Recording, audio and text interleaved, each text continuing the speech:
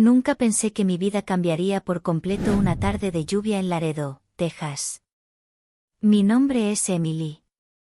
Tengo 34 años, 2 hijos, y una casa con jardín en un vecindario tranquilo al norte de la ciudad. Estoy casada con Ryan, un ingeniero civil de Austin, rubio, ordenado, predecible. Un buen hombre, eso lo reconozco. Nunca me gritó, nunca me fue infiel, nunca llegó tarde sin avisar. Pero quizás por eso, porque era tan perfecto, algo en mí empezó a apagarse. Ese viernes en particular, Ryan debía volver de un viaje de trabajo desde Dallas. Pero el tráfico, la lluvia y la mala suerte lo retuvieron hasta bien entrada la noche. Yo me quedé sola con los niños, Noah y Lily, preparando la cena mientras ellos veían dibujos animados. Fue entonces cuando sonó el timbre. Era Lucas. Un nuevo jardinero que había contratado hacía una semana para arreglar los arbustos y reemplazar unas tablas podridas de la cerca trasera. Moreno, de sonrisa amplia y acento mexicano. Traía una chaqueta mojada y un ramo de flores algo marchitas. Se me olvidó entregarle esto, señora, dijo, como si eso justificara aparecerse a las 8 de la noche. Emily, le corregí. Solo Emily. Él sonrió. Esa sonrisa. Lo dejé pasar por educación. O eso me repetí a mí misma. Le ofrecí café. Él aceptó. La conversación fluyó como si nos conociéramos de antes. Me habló de su vida en Monterrey, de cómo cruzó la frontera cuando tenía 20 años, de su madre enferma, de su lucha por sobrevivir en este país que a veces no quiere vernos. Me miraba con una intensidad que Ryan nunca tuvo. Me hacía sentir interesante. Esa noche no pasó nada, pero algo se encendió. Durante los días siguientes, Lucas volvió. Con excusas. Que si una herramienta olvidada. Que si el jardín necesitaba riego especial. Que si podía preguntarme por un trabajo para su primo. Siempre con una sonrisa. Siempre oliendo a tierra y a jabón barato. Yo fingía molestia, pero no lo detenía. Al contrario. Me arreglaba más. Me ponía ese labial rojo que Ryan decía que era muy fuerte para el día. Hasta empecé a cocinar platos mexicanos, por curiosidad, según le dije a Ryan. Lo peligroso no fue Lucas. Lo peligroso fue cómo me hizo sentir, vista, deseada, viva. Ryan, por su parte, seguía siendo el mismo. Volvía tarde, cansado, hablaba del trabajo, de los niños, de los impuestos. Nunca me miraba como Lucas. Nunca me tomaba de la cintura mientras cocinaba. Nunca me decía en voz baja, me encanta cómo hueles hoy. Una tarde, mientras los niños dormían la siesta y Ryan estaba en Houston por reuniones, Lucas apareció con una bolsa de herramientas. Me dijo que venía a arreglar una filtración en la manguera del patio. Yo sabía que no había ninguna filtración. Él también lo sabía. Fue en ese momento, justo ahí, entre el olor a tierra mojada y la sombra del limonero, que me besó. No fue un beso torpe. Fue uno de esos besos que te rompen las rodillas. Después, nos quedamos en silencio. Yo miré al cielo y dije, medio en broma, medio en serio. Creo que acabo de convertirme en el cliché más blanco del sur de Texas.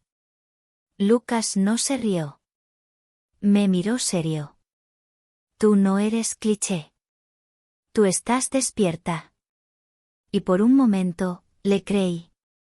Durante semanas, nos vimos a escondidas. En la parte trasera del patio. En su viejo coche estacionado al final de la calle. En un motel barato en Hebronville, donde nadie nos conocía. Yo me convertí en una experta en mentiras, clase de yoga, voluntariado en la escuela, me duele la cabeza. Y mientras tanto, mi marido seguía creyendo que yo era la misma. Pero los detalles empezaron a cambiar. Mi perfume. Mis horarios. Mi forma de hablar. Incluso mi forma de mirar a los niños. Ryan comenzó a notar cosas. Pequeñas al principio. Un día me preguntó si había cambiado de champú. Otro día me dijo que parecía distraída. Pero no dijo nada más. Hasta que lo hizo. Una noche, después de una cena silenciosa, me miró fijo y preguntó: ¿Quién es Lucas? Me congelé. Literalmente. Como si mi cuerpo supiera antes que yo que todo había terminado. ¿De qué hablas? Intenté fingir sorpresa. No soy idiota, Emily. He visto los mensajes. He visto su camioneta. Sé que no viene por las plantas. Mi instinto fue atacarlo. Acusarlo de espiarme, de controlarme. Pero su mirada no era la de un esposo celoso. Era la de un hombre que ya había perdido algo y solo quería confirmar que lo había perdido de verdad. ¿Te enamoraste de él? Preguntó. No supe qué decir. Porque no era amor. Era otra cosa. Algo más sucio. Más visceral. Más oscuro. Ryan se levantó de la mesa. Tomó su abrigo. Necesito aire, dijo. Pero no te equivoques, Emily. Esto no va a terminar como tú crees. Esa frase me siguió hasta el sueño. No va a terminar como tú crees. No entendí lo que quería decir hasta mucho después. Después de aquella noche, Ryan se fue a dormir al sofá. No gritó. No rompió nada. Solo el silencio se hizo más denso, más definitivo. A la mañana siguiente, actuó como si nada hubiese pasado, preparó el desayuno para los niños, revisó su correo, me deseó buen día antes de irse. Eso me confundió más que si hubiera estallado de furia. Lucas, en cambio, se volvió más atrevido. Me escribía mensajes más largos, más personales. A veces, incluso se ponía celoso si no respondía de inmediato. ¿Estás con él?, escribía con ese tono posesivo disfrazado de preocupación. Yo le decía que tenía que tener cuidado, que Ryan sospechaba. Él me contestaba con emojis de fueguitos y besos. Como si esto fuera un juego. Un juego en el que yo empezaba a perder. A escondidas, lo visitaba en un pequeño apartamento en el barrio de Las Lomas, un lugar polvoriento, con muebles usados y una cama que crujía al menor movimiento. Lucas decía que era temporal, que pronto tendría algo mejor. Que estaba pensando en montar su propio negocio de jardinería. Que yo lo inspiraba. Que juntos podríamos empezar una nueva vida. A veces, cuando hablaba así, me sentía halagada. Otras, asustada. Una tarde, después de hacer el amor en esa cama destartalada, Lucas encendió un cigarro y me preguntó: ¿Nunca pensaste que Ryan no te merecía? Digo, mírate. Él no sabe lo que tiene. Yo no supe qué decir. Porque en el fondo, sabía que Ryan sí sabía lo que tenía. Y que yo lo estaba traicionando no porque fuera un mal hombre, sino porque quería sentir algo. Lo que fuera. Aunque doliera. Pero lo peor no era eso.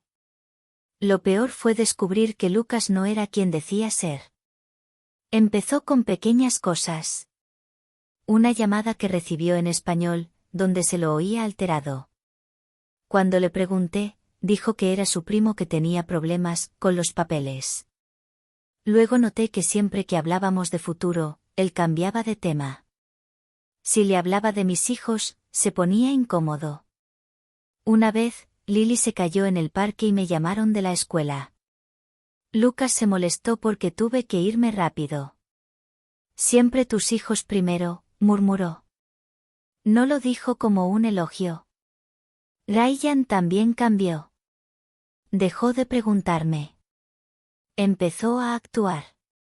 Una noche llegué a casa y me encontré con que había cambiado la cerradura del dormitorio. Ahora duermo solo, dijo. ¿Y tú, donde te parezca? Me dio una sábana y una almohada. Dormí en el cuarto de visitas, donde antes guardábamos las cajas de juguetes viejos. Una noche, encontré a Lucas en casa, en el patio trasero. No lo había llamado. Dijo que pasaba cerca y quería verme. Yo le pedí que se fuera. Estaba nerviosa. Ryan estaba en casa, los niños también. Lucas se ofendió. ¿Ahora te da vergüenza que me vean? ¿O es que tu marido se volvió más interesante? No es eso, es que tengo que pensar, dije, bajando la voz. Él se acercó, me tomó del brazo.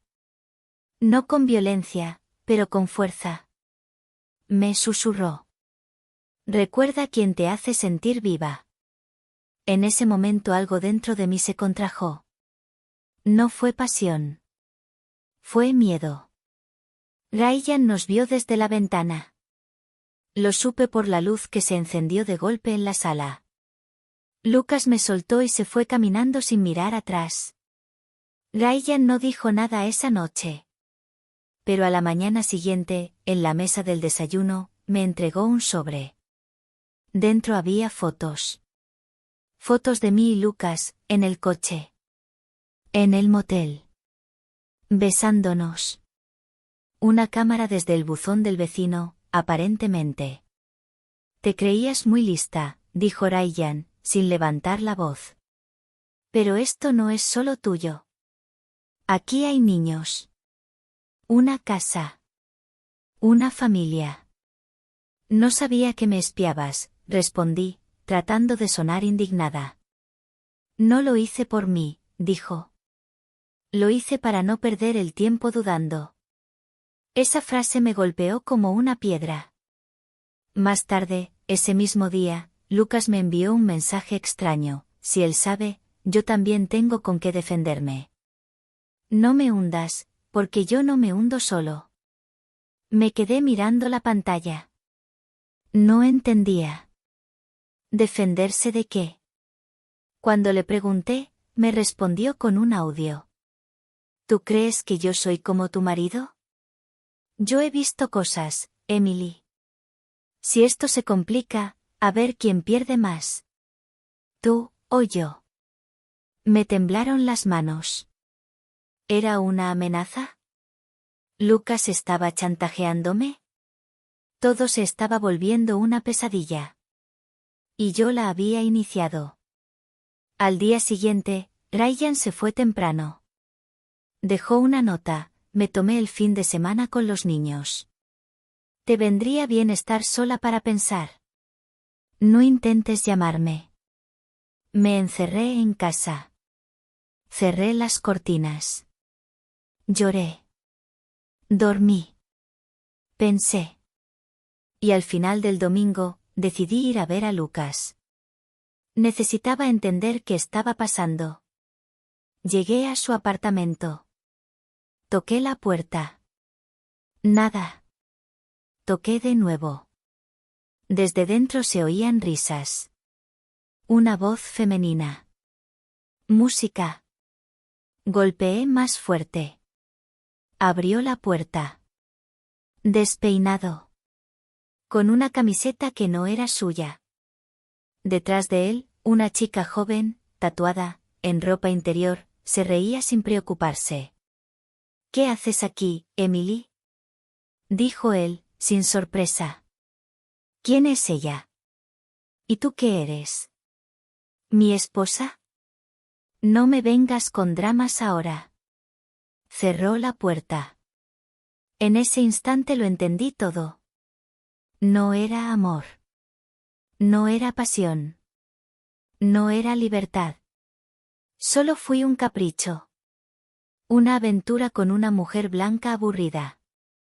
Y él, un oportunista con sonrisa encantadora y alma podrida. Caminé de regreso a casa sin llorar. El dolor era tan grande que ya no cabía en lágrimas. Sabía que había perdido algo más que a mi esposo. Me había perdido a mí misma. Pero lo peor estaba por venir. Ryan no iba a perdonar. Y Lucas, tampoco iba a desaparecer tan fácil. Esa noche no dormí. Me senté en el borde de la cama vacía, mirando la lámpara apagada, sin saber si tenía más miedo de lo que Lucas podía hacer, o de lo que Ryan ya había hecho. Mi celular vibró pasadas las 2 de la madrugada. Era un mensaje de Ryan. No te preocupes por los niños. Están bien. Tú descansa. No pude evitar pensar que sonaba como una despedida. Durante los días siguientes, Ryan no volvió a casa. Solo venía de día para cambiarse de ropa, revisar el correo y llevarse algunas cosas. Me hablaba con cortesía, como se habla a una vecina. Nada más. Ya no era mi esposo. Era un desconocido que sabía demasiado de mí. El lunes por la mañana llegó una carta certificada. Una notificación legal. Ryan había iniciado un proceso de separación formal. No divorcio aún, pero sí un acuerdo temporal de residencia y custodia de los niños. Pedía tenerlos con él. Argumentaba, ambiente inestable en el hogar. Y no era mentira. Llamé a mi hermana, Sara, que vivía en McAllen. Le conté todo. O al menos, lo esencial. ¿Un jardinero mexicano, Emily? Dijo, bajando la voz como si la palabra mexicano fuera una maldición. ¿Qué estabas pensando? No es por su nacionalidad, intenté justificarme. Era diferente. Me hacía sentir viva. Sara suspiró del otro lado del teléfono. Los fuegos artificiales también son bonitos. Pero queman. Ese mismo día, recibí un correo desde una dirección desconocida. Un enlace. Solo eso. Lo abrí. Un vídeo. Grabado desde un celular. Lucas. Y yo. En el motel. No un vídeo romántico. Uno explícito. De esos que arruinan carreras, familias, vidas. Casi vomito. A los pocos minutos, otro mensaje. No hagas nada estúpido. Sé buena y todo se queda entre nosotros. No decía quién lo enviaba, pero lo sabía. Lucas. El hombre que decía amarme. Que me decía que dejaría todo por mí. Ahora me tenía atrapada. Estaba sola. Fui a ver a un abogado, una mujer mayor de voz seca. Me explicó que si Lucas difundía ese vídeo, podía ser acusado. Pero también que el daño ya estaría hecho. ¿Hay menores en la familia? Mis hijos, respondí. Ella me miró con lástima. Entonces lo mejor es prevenir. Tiene que pensar como madre, no como esposa. Ni como amante. Salí de esa oficina con el estómago revuelto. Esa noche me encerré en casa. Apagué todas las luces. Desconecté el wifi. Quería desaparecer. Hasta que oí el auto. Un motor viejo. Freno abrupto. Puerta que se cierra fuerte. Lucas. Se acercó a la puerta y golpeó con fuerza. No tocó el timbre. Golpeó como si le debiera algo. Emily. Sé que estás ahí. No respondí. No puedes ignorarme. Después de todo lo que hice por ti. Por mí, pensé.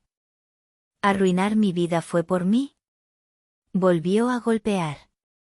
Fuerte. O sales ahora o te juro que todos verán lo que grabé. Y entonces, como si me poseyera otra persona, me levanté. Fui al recibidor. Abrí la puerta. Lo miré. Estaba despeinado, con los ojos inyectados. En su chaqueta sucia, algo sobresalía, una memoria USB. ¿Es esto lo que quieres mostrarle al mundo? Le pregunté. Él sonrió. ¿Así que ahora hablas? Entra, dije. Pero solo por 5 minutos. Se lo creyó. Y cometió el error de su vida. Adentro, preparé café. Mientras él hablaba sin parar, amenazando y suplicando al mismo tiempo, conecté un pequeño dispositivo USB a mi computadora. Activé la grabadora de audio. Dímelo de nuevo, Lucas, dije, con calma. ¿Qué vas a hacer si no te escucho? Lo que dije. El vídeo. Tengo más. Puedo arruinarte con un solo clic. ¿Y qué quieres? Que me ayudes. Con papeles. Con dinero. Con un lugar. Yo lo valgo. Tú lo sabes. Todo grabado. Cada palabra. Después, se fue. Y yo fui directa a la estación de policía. Con la grabación. Con la memoria. Con todo. Presenté una denuncia. Me costó. Me temblaban las manos. Pero lo hice. Un oficial, un tipo de unos 50 con cara de, ya lo vi todo, me dijo. Hizo bien en venir. Este tipo, no es la primera vez que lo hace. ¿Qué? Tiene otros registros. Mujeres en situaciones similares. Solo que esta vez dejó evidencia. Salí de la estación con una mezcla de miedo y alivio. Esa noche, Ryan me llamó por primera vez en días. ¿Estás bien? No lo sé, le respondí. Vi el auto de Lucas rondando por la calle. Llamé a un contacto. Pausa. ¿Tú, hiciste algo? Sí, dije. Lo denuncié. Silencio. Bien, respondió finalmente. Porque esto, ya no es solo entre tú y yo. Es por los niños. Lo sé. Mañana pasaré a buscar algunas cosas. Ryan. No quiero hablar ahora. Pero, me alegra que hayas reaccionado. Aunque sea tarde. Colgó. Lloré. No de tristeza. Sino de algo parecido a vergüenza. O tal vez redención. Pero intuía que esto aún no había terminado. Ni con Lucas. Ni con Ryan. Ni conmigo. No dormí esa noche tampoco. Pero esta vez por una razón diferente, por primera vez en semanas, sentía que tenía el control, aunque fuera mínimo. La denuncia contra Lucas había sido el primer paso. Pero algo dentro de mí me decía que Ryan no se quedaría quieto. Y no me equivoqué. A las 7 de la mañana, él llegó. Vestía como siempre, jeans, camisa remangada, reloj con correa de cuero. Parecía un hombre que iba a arreglar una cerca, no a desmantelar una vida. Vengo a por mis cosas, dijo. Están en la habitación de invitados. ¿Lo de anoche fue cierto? ¿Lo denunciaste? Asentí. Él no dijo nada más. Subió, recogió su maleta, y cuando bajó, en lugar de irse, se quedó parado frente a la puerta. Hay algo que necesitas saber. Me quedé en silencio. Hablé con un investigador. Uno privado. Me debía un favor desde hace tiempo. Le di el nombre completo de Lucas. No solo por lo que te hizo a ti, sino porque sospechaba otras cosas. ¿Qué tipo de cosas? Ryan sacó su teléfono. Abrió una carpeta. Me la mostró. Fotos. Lucas, en diferentes sitios, con diferentes mujeres. Una rubia, una señora mayor, una joven en uniforme de supermercado. En todas las fotos, el mismo patrón, él sonriendo, las mujeres enganchadas de su brazo. En una, claramente se veía que entraban a una joyería. En otra, salían de una oficina de inmigración. ¿Qué significa esto? Que Lucas no solo te usó a ti. Es profesional. Un depredador de emociones. De papeles. De carteras. El investigador descubrió que incluso tiene un nombre falso. No es Lucas Ramírez. Se llama Diego Iván Montoya. Tiene antecedentes en 2 estados. Una orden de alejamiento en Nuevo México. Una denuncia archivada en Arizona por fraude sentimental. Me sentí estúpida. Sucia. Como si todos me hubieran visto caer, menos yo. ¿Por qué me dices esto ahora? Porque mereces saber con quién pusiste en riesgo a nuestros hijos. Esa frase me dolió más que todas las anteriores juntas. Porque tenía razón. Ryan no se fue. Se sentó en la cocina. Tomó una taza. La llenó de café. Lo bebió en silencio. Presenté solicitud formal de custodia completa, dijo. Y sí, tengo pruebas. ¿Quieres quitarme a los niños? No, respondió. Quiero protegerlos. Y darte la oportunidad de recuperarte, si eres capaz de hacerlo sin él cerca. Pausa. No me interesa vengarme, Emily. Ya perdiste bastante.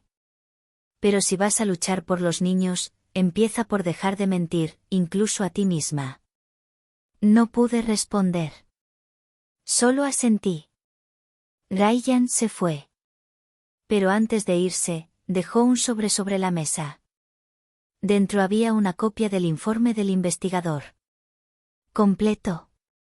Con fechas, lugares, alias. Y una nota escrita a mano. No es por mí. Es por ellos. Ese día no salí de casa. Leí cada palabra del informe. Me encontré con frases como manipulación afectiva, interés migratorio, uso económico de relaciones personales. Incluso una declaración de una mujer en San Antonio, decía que me amaba, pero solo quería que firmara un contrato de alquiler a su nombre. Era como ver mi historia repetida en otras mujeres. Me sentí menos especial, pero más libre. A la tarde, recibí una llamada de la policía. Lucas había sido detenido por alteración del orden público y acoso. Intentó confrontar a otra mujer frente a una escuela. La policía encontró en su celular copias del vídeo conmigo, además de imágenes de otras mujeres. El oficial me preguntó si quería continuar con la denuncia. Respondí que sí. Horas después, me llamó una abogada que me ofrecieron desde un centro de apoyo a mujeres víctimas de abuso emocional. Se llamaba Carmen Delgado. Tenía voz firme, latina, pero sin rastro de simpatía por su compatriota. Vamos a ir hasta el final, señora Evans. No solo por usted, sino por todas las que vinieron antes y después. Por primera vez, me llamaron por mi apellido y no me sentí pequeña. Esa noche, Ryan volvió a casa. No para quedarse. Solo para ver a los niños. Jugó con ellos. Les leyó un cuento. Los abrazó. Yo los miraba desde la cocina. Invisible. Como un fantasma en mi propia casa. Cuando terminó, me dijo. Mañana vienen conmigo. Los fines de semana serán míos hasta que el juez diga lo contrario. Está todo en proceso. Asentí. Lo entendía. Me dolía, pero lo entendía. Antes de irse, se giró. ¿Quieres que te diga qué fue lo que más me dolió de todo esto? ¿Qué? Que en algún momento pensaste que él era mejor que yo. No supe qué contestar. Porque era cierto. Y no lo merecía. El silencio de la casa cuando los niños se fueron con Ryan fue como una bofetada de realidad. Estaba sola. Sin Lucas. Sin Ryan. Sin ruido. No podía dormir. No podía leer. No podía ni ver televisión. Cada objeto me recordaba algo, el peluche en el sofá, los dibujos de Lily en la nevera, la taza rota que nunca quise tirar. Todo tenía la forma de lo que perdí. Intenté limpiar. Ordenar. Cocinar. Pero era como maquillar un cadáver. La abogada Carmen me llamaba todos los días. Me ayudaba a preparar documentos, a redactar declaraciones, a organizar mis horarios. Me hablaba con una mezcla de firmeza y compasión. Me decía frases como: no se castigue más de lo necesario. Y otras como: pero tampoco se victimice. Usted permitió muchas cosas. Y eso era lo más difícil de aceptar. Que aunque yo había sido manipulada, también había elegido cerrar los ojos. Durante mucho tiempo, Lucas permanecía detenido. Las demás mujeres comenzaron a aparecer, una tras otra. Una señora de Corpus Christi. Una joven de Lubbock. Una mujer mayor de Houston que había hipotecado su casa por él. El fiscal prometió armar un caso sólido. Incluso me agradecieron por ser la primera en denunciar con pruebas. Pero eso no borraba nada. Un jueves, mientras tomaba café frío en la cocina, Ryan me llamó. No por teléfono. Apareció en la puerta. ¿Puedo pasar? Asentí. Se sentó frente a mí. Llevaba camisa nueva. O tal vez era solo que yo nunca había notado los detalles antes. Los niños están bien. Lily extraña a su osito. Y Noah preguntó si ibas a venir a su próximo juego de fútbol. Mi corazón se partió un poco. Claro. Estaré ahí, dije. Bien. Silencio. Emily, dijo finalmente. No estoy aquí para hacer las paces. Ni para pelear. Solo quiero que entiendas una cosa. Me preparé para el golpe. Tú creíste que lo tuyo con Lucas era rebeldía. Que rompías con lo predecible. Pero lo que hiciste fue irte a lo más cliché del mundo, la fantasía del latino exótico, el escape de la ama de casa aburrida, la pasión prohibida. No me defendí. Y él jugó ese papel. ¿Por qué tú lo escribiste para él? Eso sí me sorprendió. ¿Estás diciendo que fue culpa mía? Estoy diciendo que fuiste parte del guión. Como yo también lo fui. Durante años. Me miró con una mezcla de cansancio y claridad. Pero yo ya no quiero actuar más. Quiero vivir. Aunque sea solo, pero con verdad. Y se fue. Esa noche lloré. No por Lucas. Ni siquiera por Ryan. Lloré por la versión de mí que ya no volvería. Al día siguiente, me presenté en la escuela. Esperé a que Noah saliera del entrenamiento. Estaba sudado, feliz. Me abrazó fuerte. Como si nada hubiese pasado. ¿Vienes el sábado? Me preguntó. Sí, hijo. No me lo pierdo. Lily dibujó una flor y la firmó con mi nombre. Para, mamá. En casa, prendí una vela. Puse música suave. Me senté a escribir. No sabía qué era, un diario, una confesión, un testamento emocional. Pero necesitaba ponerlo en palabras. Escribí. No todas las traiciones se hacen con odio. Algunas se hacen por ignorancia, por miedo o por sed de algo que no se sabe nombrar. Pero eso no las hace menos reales. Cuando terminé, me sentí más ligera. Un poco más viva. El proceso judicial contra Lucas avanzaba. Me dijeron que habría audiencia en 2 semanas. Tal vez enfrentaría cargos federales. Algunas mujeres querían mantener el anonimato. Otras estaban listas para declarar. Yo también. Una noche, recibí un mensaje inesperado. De Ryan. Una sola línea. No te perdono.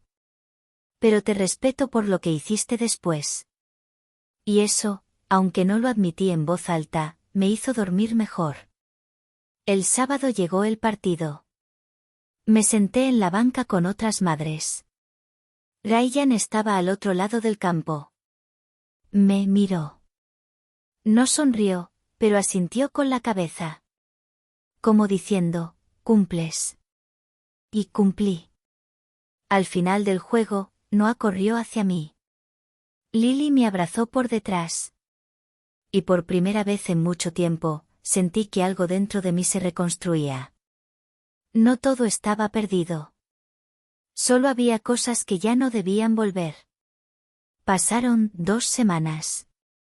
La audiencia preliminar contra Lucas, o mejor dicho, Diego Iván Montoya, se llevó a cabo en una sala modesta del condado.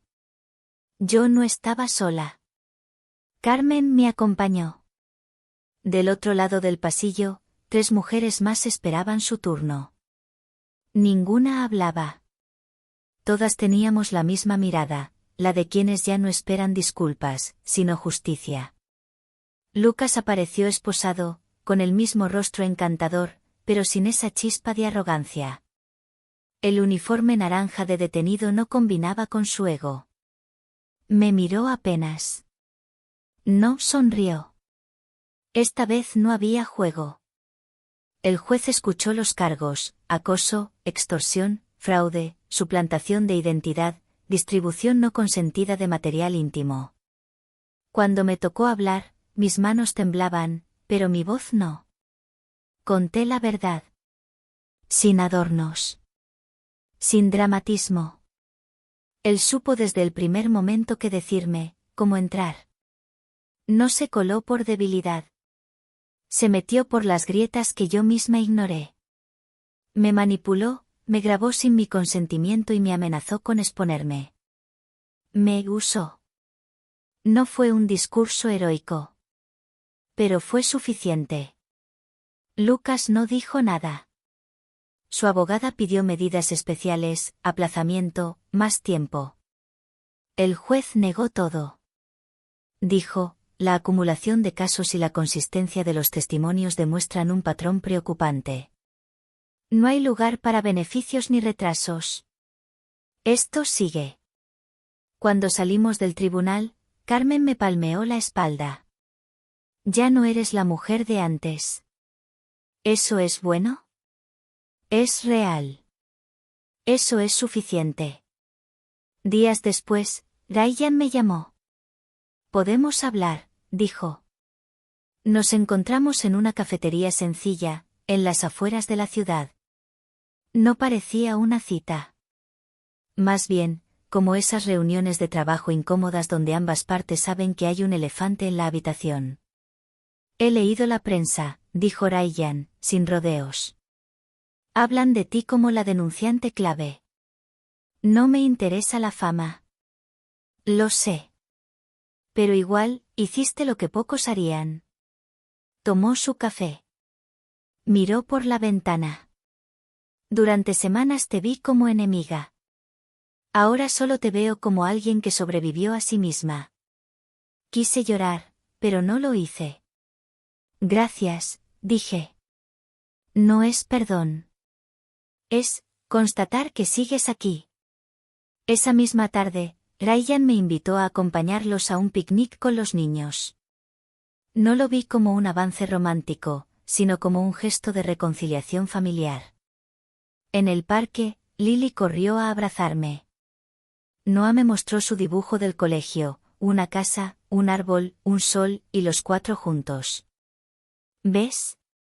Aún somos familia. Ryan miró el dibujo, luego a mí. Asintió. No tenemos que volver a lo que fuimos. Pero podemos construir algo mejor. Más sincero. Esa noche, escribí en mi cuaderno. A veces perder todo es la única forma de empezar de nuevo sin mentiras. Y por primera vez, sentí que era verdad. Aunque el juicio aún no había terminado, algo dentro de mí ya lo había hecho. Cerrado. Sellado. Lucas ya no tenía poder. No sobre mí, ni sobre las demás. Su nombre dejó de ser un susurro en la cabeza para convertirse en un archivo. Uno más, marcado con fecha y número de caso. Pero con él fuera del mapa, las verdaderas cuentas pendientes salieron a la luz. Una tarde, recibí una carta certificada. Era del abogado de Ryan. Petición formal de modificación del régimen de custodia. Solicitaba custodia exclusiva. Derecho de visitas supervisadas para mí. Hasta que la estabilidad emocional de la madre pueda ser verificada por profesional externo. Me temblaban las manos. No por sorpresa. Por el golpe bajo. Llamé a Ryan. No contestó. Le escribí. Solo respondió con un mensaje. Es por los niños. Nada personal. Nada personal. Esa frase me hirió más que cualquier insulto. Porque en su frialdad había cálculo. Había estrategia. Había distancia. Fui a ver a Carmen. Ella leyó el documento sin sorprenderse. Era lógico, dijo. Él te respetó por actuar, pero aún cree que no puedes cuidar sola a los niños. Y, para ser franca, lo puede argumentar. ¿Y tú crees que tiene razón? Yo creo que tienes que demostrar que no. Desde ese día, comenzó mi segunda batalla. Esta vez, no contra Lucas, sino contra el fantasma de la Emily que había traicionado, que había mentido, que había caído. Empecé terapia. Con una psicóloga dura, pero justa. Me sometí a evaluaciones. Me involucré en actividades escolares. Fui voluntaria en la biblioteca. Cada paso documentado. Cada palabra medida. No por orgullo. Por mis hijos. Durante una reunión del colegio, Lily recitó un poema. Al bajar del escenario, buscó con la mirada. Me vio. Corrió a mí. Sabía que vendrías. Noah me entregó su cuaderno. En una hoja decía, mi mamá es fuerte. Se cayó, pero se levantó. Quise enmarcar esa frase. Un fin de semana, Ryan y yo coincidimos en la entrega de boletines. Caminamos juntos hasta el auto. El silencio era incómodo, pero no hostil. Vi tu informe psicológico, dijo de pronto. Es bueno. Porque lo trabajé. No es magia. Asintió. Se detuvo junto a su coche. Me cuesta confiar. Todavía. A mí también. Incluso en mí misma. Silencio. Luego agregó. El juez pidió una mediación. Antes de decidir sobre la custodia. Lo sé. Iré. ¿Estás dispuesta a llegar a un acuerdo? Estoy dispuesta a pelear por lo que es justo. Y por mis hijos. Me miró. Por primera vez en semanas, sus ojos no estaban llenos de reproche. Solo de cansancio. Y, quizás, de respeto. La mediación fue tensa. El abogado de Ryan insistía en la inestabilidad emocional. Carmen, con su tono implacable, presentó informes, testimonios, cronologías. Todo frío. Todo claro. Yo hablé por mí misma. Cometí errores. No los niego. Pero no soy el error. Soy una madre. He demostrado con hechos que puedo cuidar, proteger, educar. No pido privilegios. Pido justicia. Ryan no intervino. Solo escuchó. Al final, el juez propuso un régimen mixto. Custodia compartida con alternancia semanal. Supervisión solo temporal. Ryan aceptó. No por gusto. Por evidencia. Después de la audiencia, salimos en silencio. Caminamos por el pasillo largo del tribunal. Él se detuvo. No pensé que llegarías hasta aquí. Yo tampoco. ¿Y ahora? Ahora, quiero volver a ser madre. Y dejar de ser historia. Ryan extendió la mano. Dudé. Pero la estreché. No era reconciliación. Era tregua. Y eso, a estas alturas, ya era victoria. Después de la audiencia, la vida no volvió a la normalidad. Pero empezó a parecerse a algo habitable. Nos organizamos por semanas. Una conmigo, una con Ryan. Los intercambios se hacían los domingos por la tarde, frente a la escuela. Sin palabras innecesarias. A veces los niños lloraban. Otras veces reían. A veces yo también lloraba, pero solo después de cerrar la puerta. Empecé a trabajar a medio tiempo en la biblioteca comunitaria. Me venían bien las horas de silencio entre estantes, los libros viejos, el olor a papel. A veces ayudaba a niños con sus tareas, o recomendaba novelas. Un hombre mayor, M.R. Gallagher, me decía siempre: si alguien necesita una segunda oportunidad, lo sabrás por sus ojos. Los tuyos ya no se esconden. Una tarde, mientras acomodaba ejemplares de autores latinoamericanos, vi un rostro familiar en la sección de computadoras. No era Lucas. Pero sí uno de sus amigos, aquel que lo había acompañado un par de veces en el pasado. Me vio. Sonrió. Levantó la mano como saludando. Sentí un escalofrío. Lo ignoré. Volví al mostrador. Pero no olvidé el rostro. Esa noche se lo conté a Carmen. Me dijo que el caso de Lucas seguía abierto, pero que algunos conocidos intentaban interferir. No te alarmes. Solo mantente alerta, me dijo. Ya no eres una víctima. Pero sigues siendo una pieza clave. La semana siguiente, Lily llegó de la escuela con una pregunta que me dejó sin aire. Mami, ¿por qué papá ya no duerme en casa? Levanté la vista.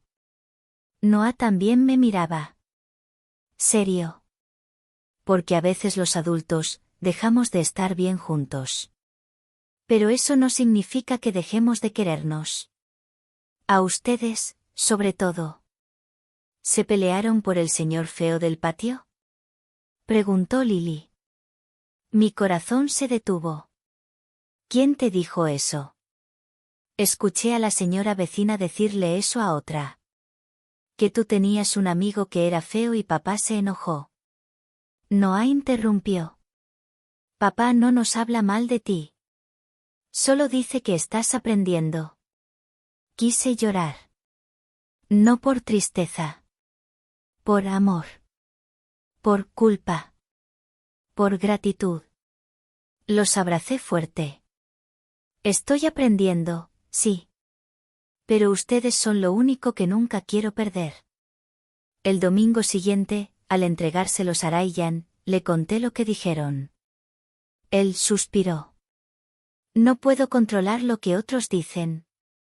Yo tampoco. Pero sí cómo reacciono. Me miró por un momento. Largo. Luego asintió. Lo estás haciendo bien. Fueron 5 palabras. Pero me sostuvieron toda la semana. Una mañana, mientras revisaba papeles en casa, encontré una caja que no recordaba. Dentro había fotos antiguas. De nuestra boda. Del embarazo. De la primera Navidad con Noah. Me quedé viendo una en particular, Ryan, joven, despeinado, con Lily bebé dormida en su pecho. La ternura en su cara era real. No actuada. Esa noche, le mandé una foto de la imagen. Él respondió. Gracias. A veces olvido que también fuimos eso. No supe si era una semilla o una despedida. Pero entendí que, por fin, hablábamos el mismo idioma, el de la verdad. El otoño llegó sin avisar. Las hojas empezaron a caer frente al porche, y por primera vez en mucho tiempo, ese simple detalle me pareció hermoso. Los días eran más cortos, pero no más oscuros. Mi rutina se volvió predecible, pero no aburrida. Noah tenía prácticas de fútbol 3 veces por semana. Lily aprendía a tocar el xilófono. Yo, sin drama, preparaba loncheras y leía novelas por la noche. Una tarde cualquiera, Ryan me llamó. ¿Puedes venir al colegio mañana? Tienen una actividad para padres separados. Algo así como una charla. ¿Vamos juntos? Sí, como equipo. La palabra, equipo, me resultó extraña. Pero me gustó. Nos encontramos en la entrada. Él llegó puntual, como siempre. Vestía casual, pero limpio. Yo también había hecho un esfuerzo, un suéter color crema y un poco de lápiz labial. Nada para impresionar. Solo para sentirme bien. La charla fue sobre crianza compartida desde el respeto. Hubo otras parejas, otras historias, otras heridas. Pero también otras reconciliaciones. No todas con final romántico. Algunas solo con paz. Después de la charla, Ryan me ofreció un café. Caminamos hacia la cafetería del colegio. Te ves diferente, me dijo. ¿Mejor? Sí. Más tú. Nos sentamos en una banca. Mirábamos a los niños jugar en el recreo. ¿Aún me ves como la mujer que destruyó la familia? Ryan bajó la vista. No. Ya no. Te veo como alguien que entendió.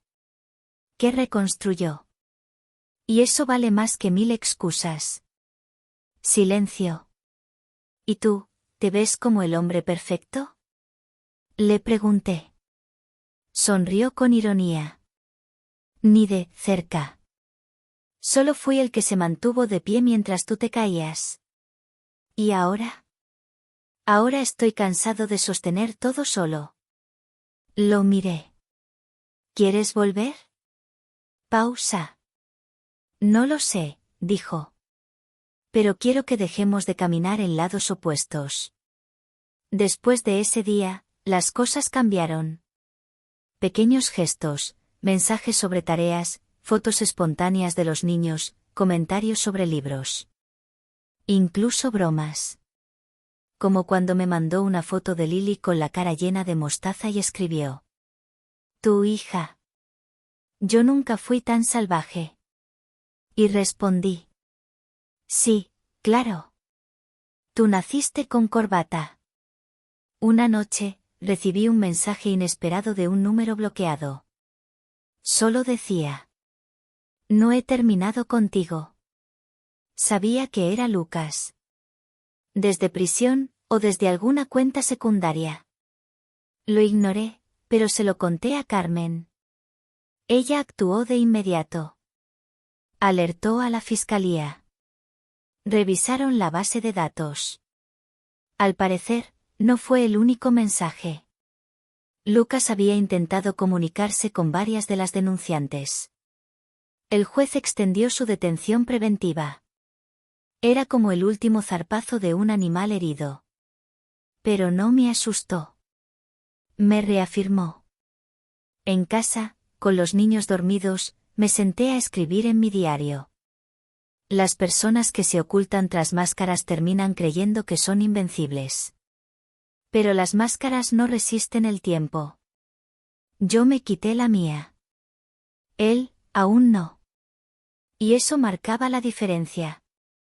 Diciembre llegó con un frío limpio, sin dramatismo. Laredo amanecía envuelto en neblina, y yo me levantaba antes que el sol, no por ansiedad, sino por hábito. Por paz. La escuela organizó una fiesta de invierno. Noah tocaría la guitarra. Lily bailaría con un disfraz de reno. Ryan y yo asistimos juntos. No como pareja. Como padres. Nos sentamos en la misma fila, compartimos risas, grabamos vídeos, hicimos las fotos con los otros padres. Nadie habría dicho que estuvimos al borde del colapso. Nadie, excepto nosotros. Al salir, Noah pidió ir a cenar todos juntos. Ryan dudó, pero yo asentí. Terminamos en un pequeño restaurante familiar. Comida sencilla, ambiente cálido, luces colgantes y olor a pan recién horneado. Como si el universo nos concediera una noche sin reproches. Después de que los niños se quedaron dormidos en el asiento trasero, Ryan me acompañó hasta el porche. ¿Quieres pasar un momento? ¿Como antes? No. ¿Como ahora? Entramos. La casa olía a galletas y lavanda. Sin rastros del pasado. Nos sentamos frente a la chimenea. No había fuego, solo el reflejo de las luces navideñas. ¿Y ahora qué somos? Pregunté. No lo sé, respondió. Pero no te odio. Eso ya es mucho. Y tú, ya no me miras como si fuera una traidora. Porque ya no lo eres. Silencio largo. Pero esta vez, cómodo. ¿Crees que esto puede volver a ser? Empecé a decir. Él negó con la cabeza, pero sonriendo. No igual. Mejor, tal vez. Diferente. Nos despedimos con un abrazo. Uno largo. Uno que no pedía nada, pero ofrecía todo. A la mañana siguiente recibí la noticia: Lucas, Diego, aceptó un acuerdo. Irá a juicio sin posibilidad de fianza. Las pruebas son demasiadas. Las mujeres, demasiadas. Nadie dudará más. Carmen me llamó. Se acabó. Oficialmente. Puedes dormir tranquila. Y dormí. Esa noche soñé con mis hijos corriendo en un campo abierto. Yo los veía desde lejos. Y a mi lado, Ryan. No tomados de la mano. Pero juntos. Sin sombra. Semanas después, recibí por correo una pequeña caja. Sin remitente. Dentro, una cadena de plata. Y una nota. No supiste cuidarlo. Yo tampoco. Pero tú lo perdiste todo. Yo solo perdí la máscara. La tiré a la basura sin abrir el broche. Ese día, mientras barría el porche, Lily se acercó. ¿Hoy estamos todos juntos? Sí, cariño. ¿Y mañana? Mañana, también. Ryan llegó con Noah. Traían pan dulce y chocolate caliente. Se quedaron a cenar. Y a dormir. En la habitación de invitados. Por ahora. No firmamos ningún pacto. No prometimos nada. Solo elegimos, día a día, reconstruir. No la pareja. La confianza. Y eso, en este mundo, ya es milagro.